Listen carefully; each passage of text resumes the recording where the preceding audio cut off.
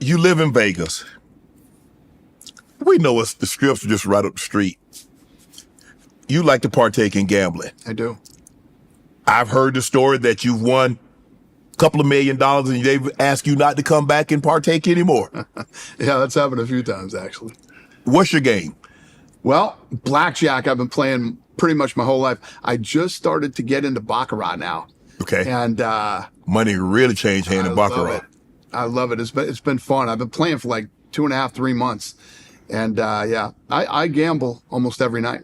Every night? Almost every night. I can't say every night, but hold on. How do you live in Vegas? How do you live in Vegas and you stay at the casinos? I told you that I love adversity. I love conflict. I love, if I don't have it, I create it. So, yeah, gambling is one of my favorite hobbies. I love to do it. I should probably take up fucking bowling or bird watching or something. It's not only do I love everything about gambling, I love everything about this city. This city, first of all, I love America. Okay. I love this country. And one of the things that I love about this country is that it is truly the land of opportunity, right? You and I are both proof of that, right? Right. Doesn't matter where you come from or how you were raised or anything else. If you have the right mindset and you go after something, it can happen in this country. Yes. I look at Vegas as like a little America. Vegas is exactly like America. When you come to this city and you have the right idea and you're willing to work hard enough, anything is possible in this city. And there's nowhere else in the world that you can go out with $200, have a great dinner, go out and party all night, have a blast, see some shows, do this and that, and come home with $1,000. There's no other place in the world that you can do that. This city, you can do that. But on the flip side, this is also one of those cities that if you don't have the right mindset, can chew you up and spit you out in 2 seconds. Right. I can't tell if this city was built for me or if I was built for this city, but I love it and I couldn't imagine living anywhere else. When you play blackjack, are you playing single hand or you have the table to yourself or you at the table with buddies? I have a table to myself and I play double deck. You play double deck? Yeah. And my strategy is this. I want to bet as much as I possibly can in one hand. Let me bet as much as I can. My goal before I die is to bet $1 million hand. Well, you got $1 million. Hold on. I don't know if they still allow that. We used to be Binions down on Fremont, right? How do you know this? You're absolutely right. It's one of the greatest stories that's never been told. There should be a movie about Benny Binion. Yeah. Okay. So, I met his grandson. I wasn't cool with his grandson. Okay. Well, his philosophy, he was an old school Vegas gangster type dude. Yeah. Okay. You didn't fuck around in the horseshoe. You didn't go in there and cheat. You didn't do any of that kind of stuff. And guys would walk in and say, "What's the limit?" And he would say, "Your first bet is your limit." How gangster is that? Yes.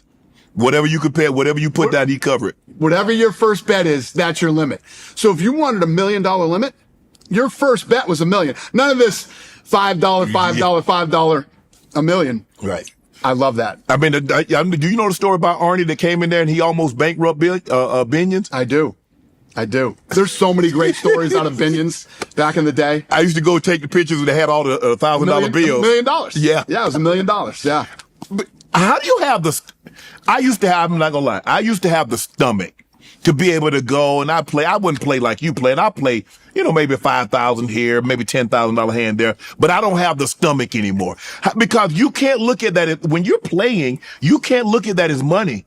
Right. Because you gotta just look at that like, this is a glass, or it's not a denomination at that point in time. Right. And that's what I was always fascinated in when I was younger. I would go watch these guys play high stakes blackjack and I would equate every bet to what you could buy with it.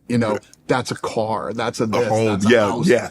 And I've always been fascinated with it. And now I'm one of those guys.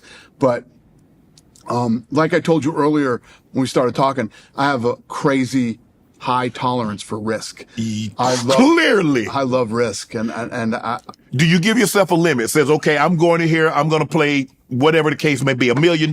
If I lose $1 million, I'm out. If I win $1 million, I'm out. Yes. So my strategy is always this. Let me bet as much as I possibly can, right? Let's say it's a $300,000 hand, right? You win 2 or 3 hands and you leave. They let you do that? Yeah. You don't stay there and play for hours. Uh-uh. And what a lot of these casinos try to do, and this is the reason that I'm not allowed to play in some of these. So I beat the Palms twice for $1.6 million.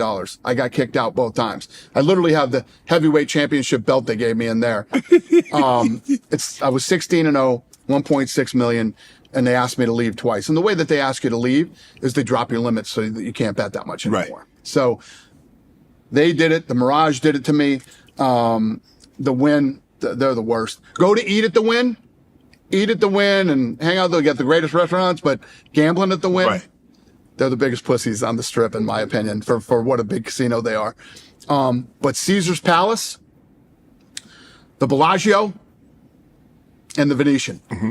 Those are the three real casinos in town that you can play big in. And, Right. and they don't sweat you. They don't act weird when you win or any of that stuff. But yeah, so what I was saying is what most of the casinos do, they fly you in, they put you up in a hotel, Right. and then they make you play for a certain amount of hours. Yeah, fuck that. I'll go in and buy my own room. I'll pay for my own dinner. Right. And I'll walk out when I want to. It's Right. me versus you. Right. Right? I'm one little guy. You're a Right. big casino company. Right. Me versus you, one-on-one, and I'll play 1, 2, or 5 hands if I want to. So you do realize that you could potentially mess up their quarterly report. It just happened. Yes, I do realize that, and it just happened. And you love that too. I love it. When we're off camera, I'll show you the quote during their earnings call that this just happened. Wow. In the month of April, I fucked up their entire quarter.